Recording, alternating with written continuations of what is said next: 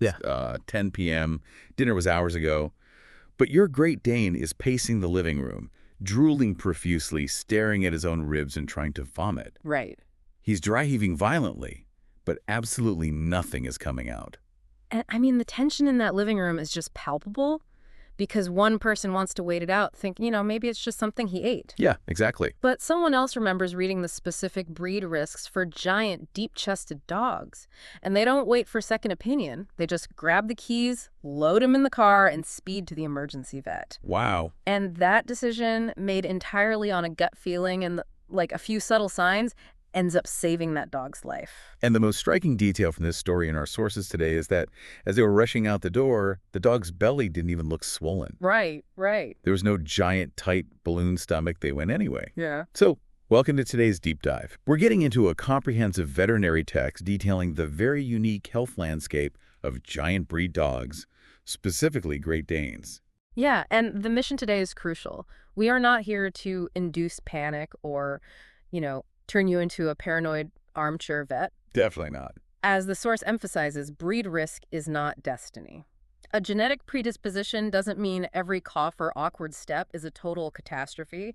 We're looking at how to categorize what you observe. Right. Learning the biological difference between a symptom you just monitor, one you schedule a vet visit for, and one that requires you to drop absolutely everything and drive to the ER immediately. Exactly. Okay, let's unpack this opening scenario. Why on earth did that family rush to the vet when there was no obvious swelling? I mean, isn't a massive drum-like abdomen the universal hallmark of dog bloat? You'd think so, right. But waiting for that dramatic visual proof is exactly what kills so many giant breeds. Oh, wow. The misconception that you have to actually see the bloat is why we need to rethink everything we know about these dogs. The reality is that the early vital warning signs are almost entirely behavioral. So not visual at all at first. Right. By the time you get that catastrophic visual distension, the internal damage might already be irreversible.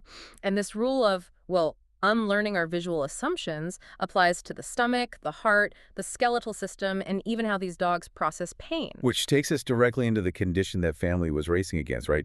GDV, or gastric dilatation-volvulus. Yes.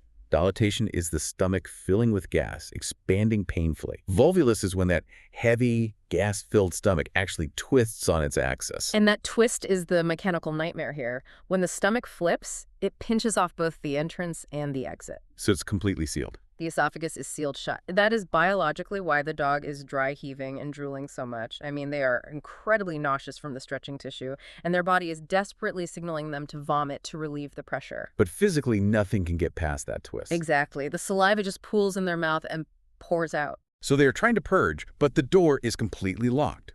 And while that's happening, the twisting stomach is dragging major blood vessels along with it, right? Because our source mentions pale dones and sudden weakness as major red flags. Yeah, it's terrifying. The rotation pinches the caudal vena cava, which is one of the main veins returning blood to the heart.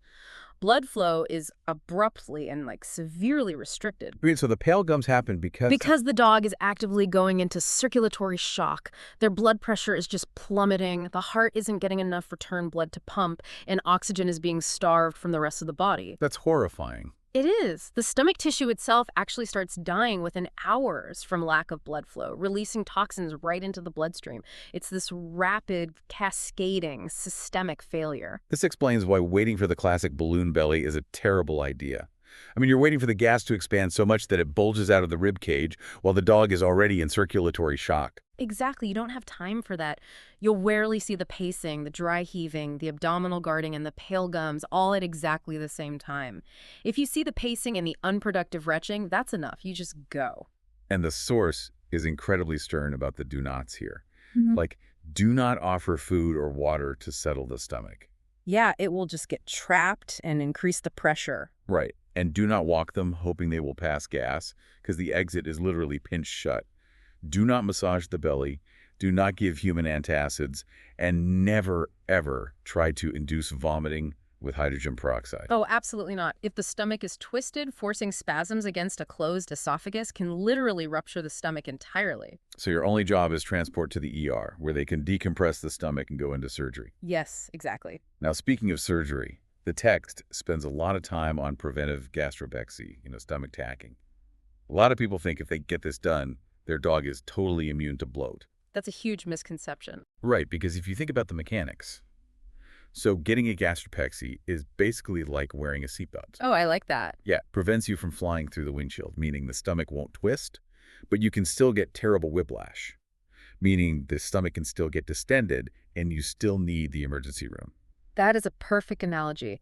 The staple prevents the rotation. It stops the volvulus, which is the immediate killer, but the dilatation, the extreme gas buildup, that can still happen. So the dog will still pace and dry heave. Yes, they will still be in agonizing pain, and they still need emergency veterinary intervention to relieve that gas before the stomach wall gets damaged. The surgery manages the most fatal aspect of the risk, but it doesn't eliminate the emergency. And no elevated bowls or, puzzle feeders are going to act as a magic shield either. Right. No bowl height magically eliminates GDV risk. Okay, so the stomach can mechanically fail and cut off its own blood supply. Right. But what happens when the organ responsible for pumping that blood starts to fail and does it completely under the radar? Well, now we look from the belly up into the chest. The heart, the engine running this massive biological machine. Right. The source highlights dilated cardiomyopathy, or DCM. And this isn't just a generic heart murmur. This is a fundamental failure of the heart muscle itself. How so? The muscle walls of the heart actually become thin and stretched and just flabby. Think of a thick, tight rubber band that has been stretched out for way too long and loses its snap. Oh, I see. Yeah, the heart chamber's enlarged, but the muscle is just too weak to contract effectively. It can't push blood forward through the body with enough force. And if the heart can't push the blood forward, it has to back up, which perfectly explains one of the most insidious symptoms the text points out. It mentions an elevated resting respiratory rate. The source really emphasizes watching how fast your dog breathes while they're completely, genuinely asleep. Exactly. When that weak heart fails to pump blood out effectively, the pressure builds backward into the lungs. Fluid starts to leak from the vessels right into the lung tissue itself. The lungs essentially become waterlogged. So to get the exact same amount of oxygen, the dog has to breathe much faster and work much harder, even when they are completely at rest. Because they're basically drowning. Exactly. If your dog just ran around in the yard, panting is normal. But if they are deeply asleep on the rug and their chest is heaving rapidly, their heart and lungs are in a crisis. But wait, if I take my dog to their annual checkup and the vet puts the stethoscope on their chest and says, it sounds totally clean, shouldn't that mean we're in the clear? What's fascinating here is that a stethoscope is listening for turbulent blood flow, like the whoosh of a leaky valve. Right. But DCM often doesn't cause a loud murmur early on. The heart is just beating weakly. Furthermore, DCM frequently triggers these dangerous electrical misfires in the heart, arrhythmias. Okay. A stethoscope only catches a few seconds of the heart's rhythm. I mean, a dog could have a deadly electrical stutter that only happens every few minutes. Wow, so you'd miss it completely during a standard exam. Exactly. A clean stethoscope exam does not rule out DCM. Depending on symptoms and family history, you might need an echocardiogram, an ultrasound to actually measure the thickness of the heart walls, or a Holter monitor, which the dog wears for 24 hours to track every single electrical beat. That electrical stuttering makes sense of another major red flag, Okay. fainting or sudden collapse. The dog's heart misfires, blood pressure drops to 0 for a few seconds, the brain loses oxygen, and, a 150-pound dog drops like a stone. And a collapse like that is an immediate emergency room visit.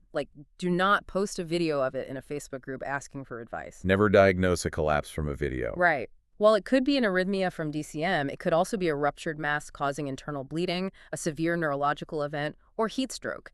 A collapse is the body's ultimate failure to compensate. It requires immediate professional triage. Okay, so we have this potentially compromised engine, the heart, trying to pump blood and oxygen to support an unbelievably massive, rapidly growing skeleton. Oh, yeah. Growing a Great Dane is essentially an extreme biological event.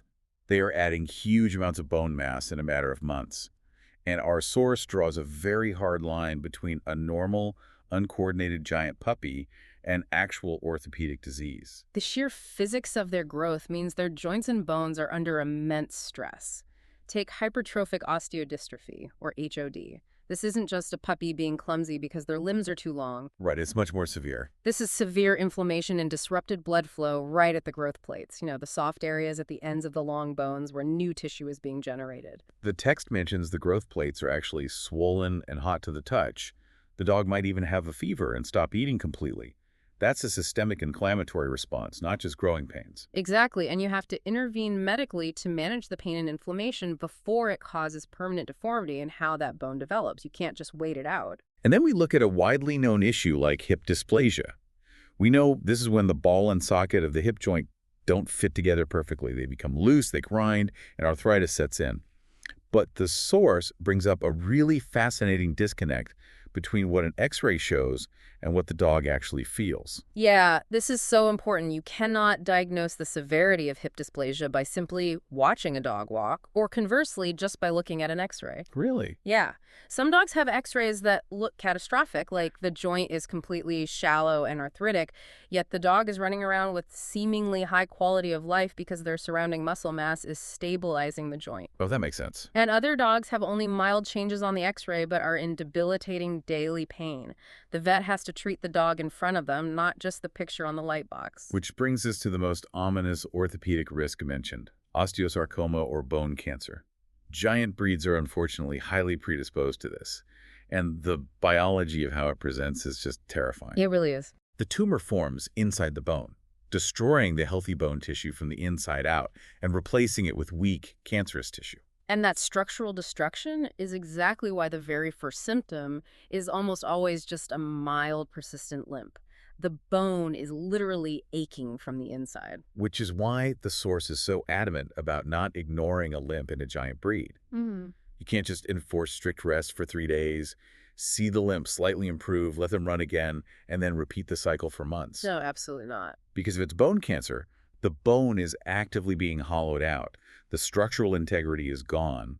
A dog with osteosarcoma can suffer a full, shattering fracture just from stepping off a curb or turning around in the hallway. Early imaging is non-negotiable. If a giant dog has a persistent limp, you need an X-ray to look at the density of that bone. And here's where it gets really interesting. This leads to a crucial warning in the text that goes against every human instinct we have. When our knee hurts or our friend says their shoulder hurts, what do? We poke it, we move it around, we ask, does it hurt when I press here? Right, human nature. How about you walk on it? But the source rule is clear here.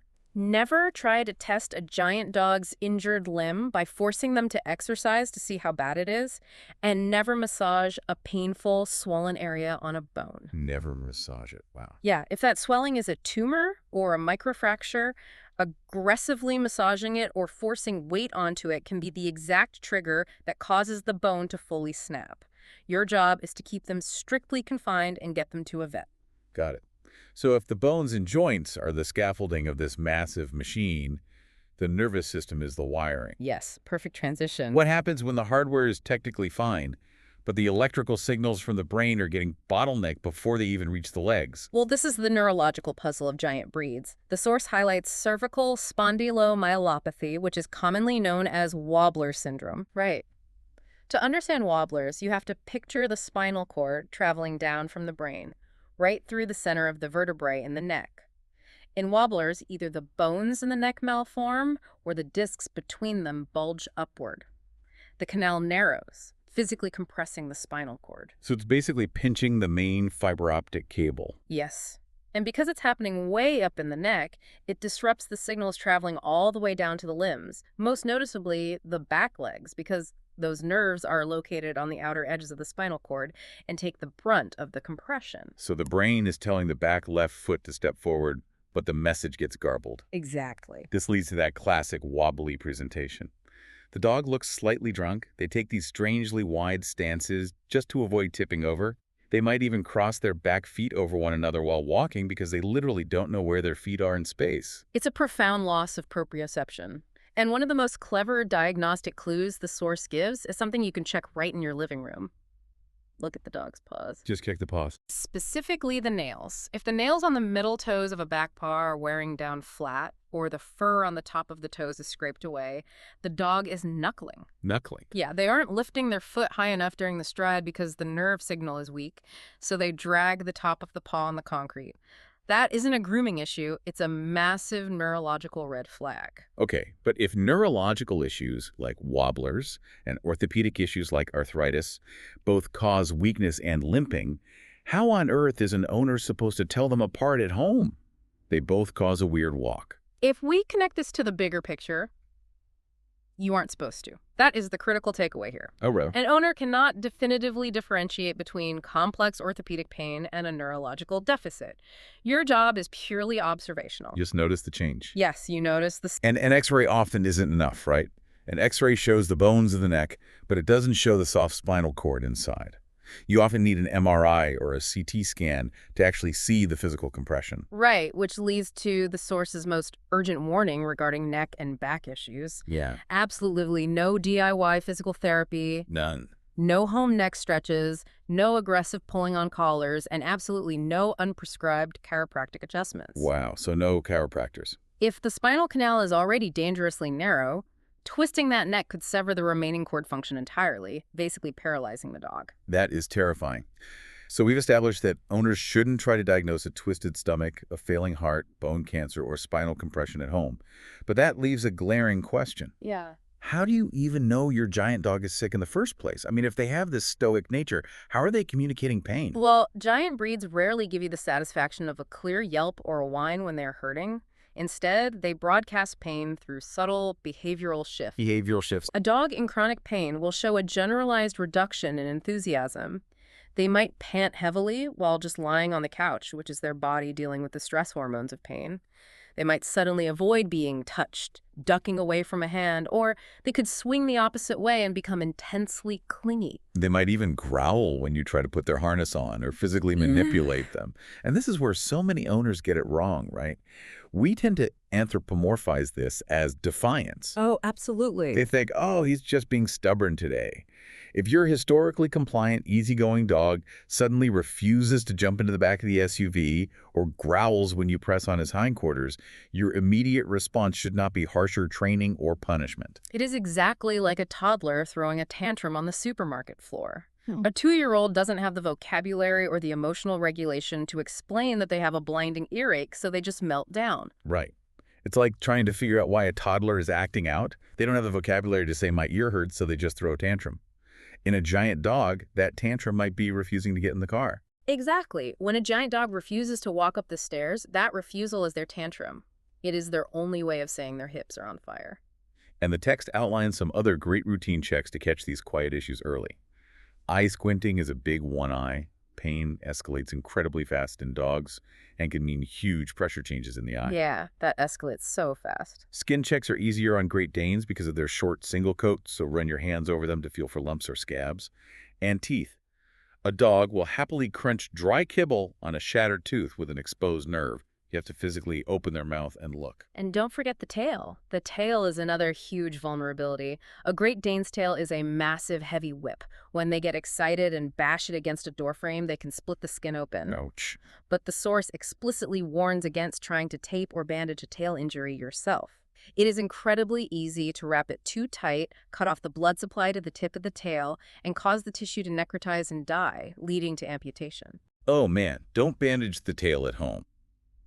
So it all comes back to knowing your dog's specific baseline. What is their normal breathing rate? What is their normal energy level? Exactly. Logistical preparedness is just as important.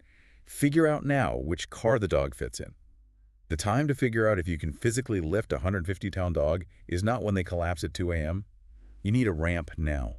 And you need a financial plan, robust insurance, or dedicated savings so that money doesn't dictate a life or death emergency choice. The source does an incredible job of illustrating how perfectly health and behavior are intertwined.